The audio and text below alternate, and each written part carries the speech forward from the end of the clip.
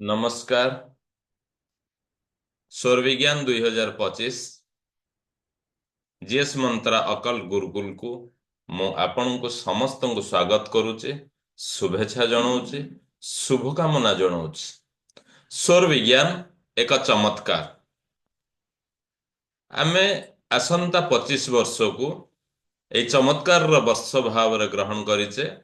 ତେବେ ମୁଁ ଆଜି ଆପଣଙ୍କୁ ସୁସ୍ଥ, ସରଳ ଏବଂ ନିରାମୟ ଜୀବନ ପାଇଁ ସୌରବିଜ୍ଞାନ ସମ୍ପର୍କିତ ପାଞ୍ଚଟି ସରଳ ସୂତ୍ର ଦବାକୁ ଯାଉଛି। ଏ ଭିଡିଓକୁ ଆପଣ ଦେଖନ୍ତୁ। ଏ ଭିଡିଓରେ ଆପଣ ସମ୍ପୂର୍ଣ୍ଣ ଭାବରେ ତା ବିଷୟରେ ଜାଣିପାରିବେ। ତ ଆମେ ଯଦି ସୌରବିଜ୍ଞାନର ବେସିକ୍ କଥାକୁ ଜାଣିବାକୁ ଯିବା, ତେବେ ବୁଝାଯିବ ଏହା ହେଉଛି ଶ୍ୱାସର ବିଜ୍ଞାନ।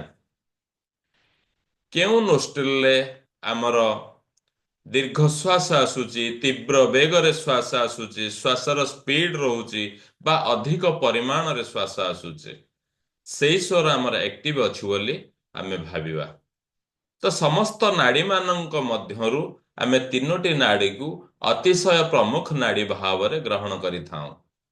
ଯଦି ଆପଣଙ୍କର ଲେଫ୍ଟ ନୋଷ୍ଟ୍ରିଲ ଆକ୍ଟିଭ ଅଛି ଅଥବା ଆପଣଙ୍କର ଲେଫ୍ଟ ନୋଷ୍ଟ୍ରିଲରେ ଅଧିକ ସଂଖ୍ୟାରେ ବାୟୁ ନିର୍ଗତ ହେଉଛି, ତ ଆମେ ବୁଝିବାକୁ ହେବ ଯେ ଆମର ଚନ୍ଦ୍ରସ୍ୱର ଆକ୍ଟିଭ ଅଛି, ଯାହାକୁ ଆମେ ଇଡା ବୋଲି କହିପାରିବା।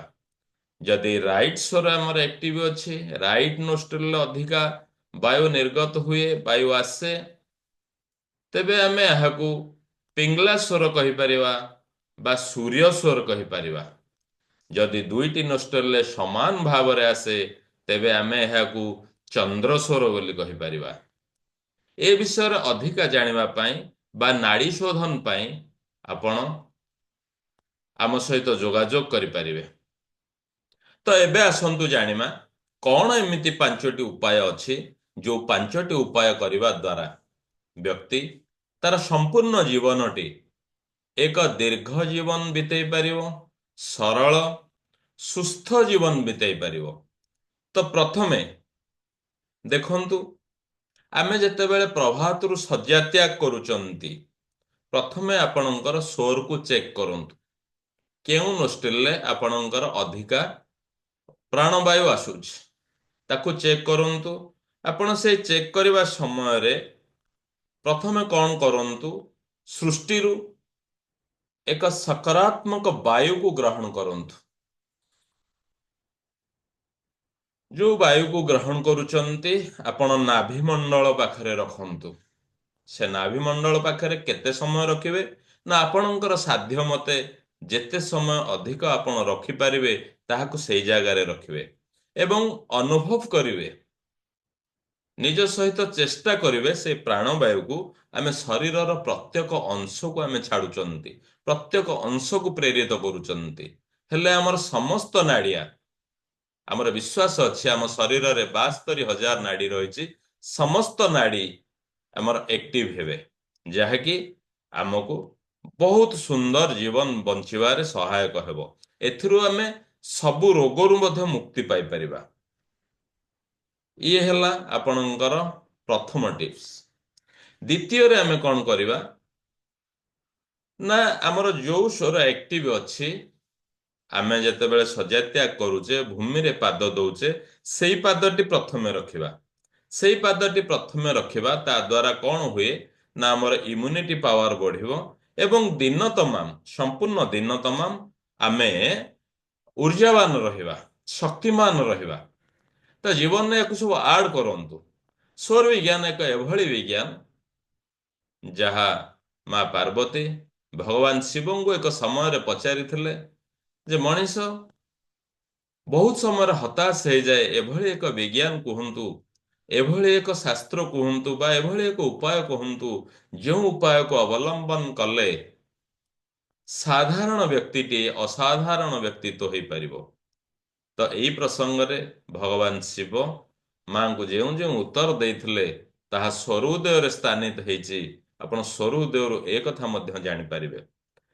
ଏବେ ଆମେ ପୁଣି ଉପାୟ ଯେତେ ଜାଣିବାକୁ ଯାଉଛେ, ଏଇ ଉପାୟ ଭିତରେ ରହୁଛି ଆମେ ମଳ ଆଉ ମୂତ୍ର ବିସର୍ଜନ କରୁଛେ।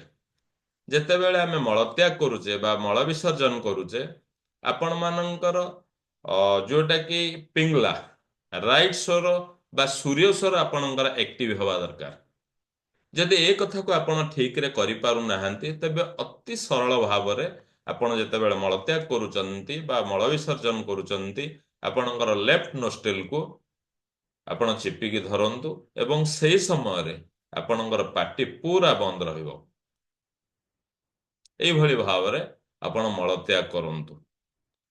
ତତ୍ ସହିତ ଦିନ ତମାମ ଆମେ ଦିନରେ ଯେତେ ଥର ମୂତ୍ର ବିସର୍ଜନ କରିବାକୁ ଯାଉଛନ୍ତି, ପରିସ୍ରା କରିବାକୁ ଯାଉଛନ୍ତି, ସେ ସମୟରେ ଆପଣଙ୍କର ଚନ୍ଦ୍ରସ୍ୱର ଆକ୍ଟିଭ ରହିବା ଦରକାର।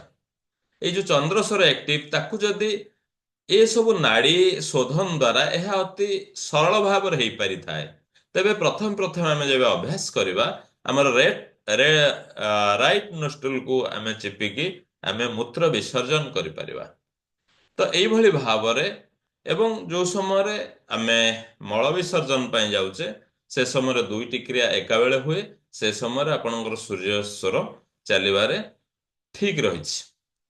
ଏ ଦୁଇ ପ୍ରକ୍ରିୟାରେ ଆମେ ମଳ ଆଉ ମୂତ୍ର ବିସର୍ଜନ କରନ୍ତୁ। ଦେଖନ୍ତୁ ଏହା ଦ୍ୱାରା କଣ ହୁଏ।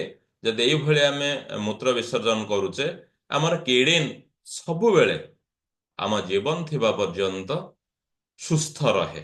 ଏହି ଉପାୟକୁ ଆମ ଜୀବନରେ ଆଡ୍ କରନ୍ତୁ।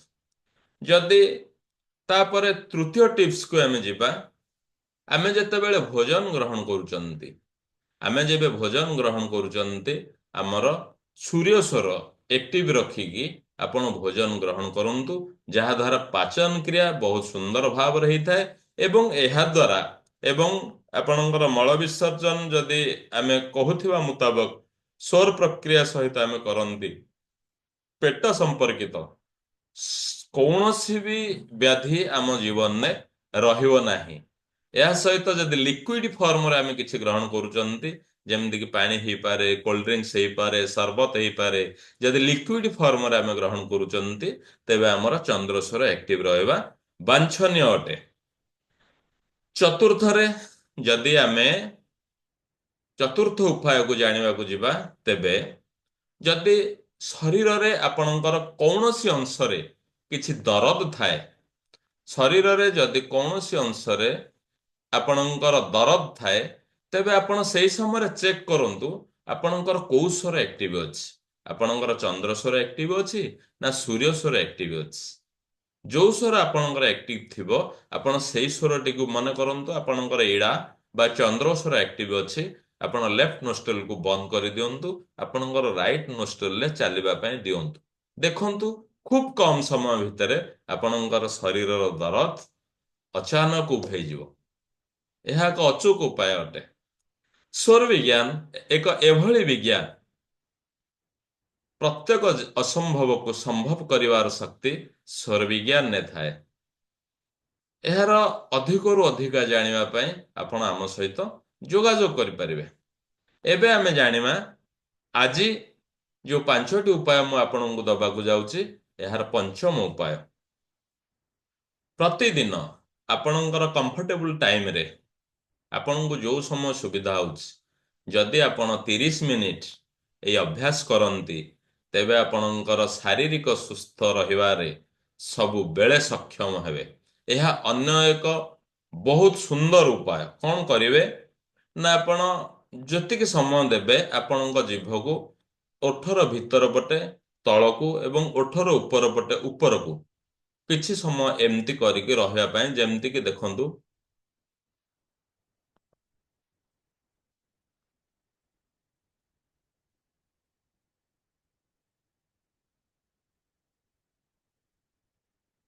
ଏଇଭଳି ଭାବରେ ଦୈନନ୍ଦିନ 30 ମିନିଟ ଅଭ୍ୟାସ କରନ୍ତୁ ତଳକୁ ଏବଂ ଉପରକୁ। ଏହା ସ୍ୱରବିଜ୍ଞାନର ଏକ ଅଚୁକ ଉପାୟ, ଯୋଉଥିରେ ଆମର ଇମ୍ୟୁନିଟି ପାୱାର ବହୁତ ବଢିଯାଏ। 2025ର ଅବ୍ୟବହିତ ପୂର୍ବରୁ ସ୍ୱରବିଜ୍ଞାନର ପ୍ରଥମ ଚରଣ, ପ୍ରଥମ ସ୍ପର୍ଶରେ ଆମେ ସ୍ୱରବିଜ୍ଞାନକୁ 25 ବର୍ଷରେ ସ୍ୱରର ବର୍ଷକୁ ନଉଛୁ। ଏଇ ପାଞ୍ଚଟି ଉପାୟ ଯଦି ଆପଣ ଆପଣଙ୍କ ଜୀବନରେ ଆଡ୍ କରୁଛନ୍ତି, ତେବେ ଆମକୁ ନିଶ୍ଚିତ କମେଣ୍ଟ କରିବେ। ଆପଣଙ୍କ ଜୀବନରେ କୋଉ ଭଳି ଭାବରେ ସକାରାତ୍ମକ ପରିବର୍ତ୍ତନ ଆସୁଛି। ବହୁତ ବହୁତ ଧନ୍ୟବାଦ। ଧନ୍ୟବାଦ ବିଶ୍ୱଶକ୍ତି। ଧନ୍ୟବାଦ ଧନ୍ୟବାଦ ଧନ୍ୟବାଦ ବହୁତ ବହୁତ ଧନ୍ୟବାଦ। ଭଗବାନ ଭୋଲେ ଶଙ୍କରଙ୍କର ପାଦ ପଦ୍ମରେ କୋଟି କୋଟି ପ୍ରଣାମ ସହିତ ଏଇ ସୁନ୍ଦର ଶାସ୍ତ୍ରକୁ ଆମକୁ ଜାଣିବା ପାଇଁ ସୁଯୋଗ ଦେଇଥିବାରୁ ଅନେକ ଅନେକ ଧନ୍ୟବାଦ, ଅନେକ ଅନେକ ନମନ ସହିତ ଆଜିକାର ଏଇ ଭିଡ଼ିଓକୁ ଆମେ ଏଇଠି ବିରାମ ଦଉଛନ୍ତି। ବହୁତ ବହୁତ ଧନ୍ୟବାଦ। ଧନ୍ୟବାଦ ବିଶ୍ୱଶକ୍ତି। ଧନ୍ୟବାଦ ଧନ୍ୟବାଦ ଧନ୍ୟବାଦ ବହୁତ ବହୁତ ଧନ୍ୟବାଦ।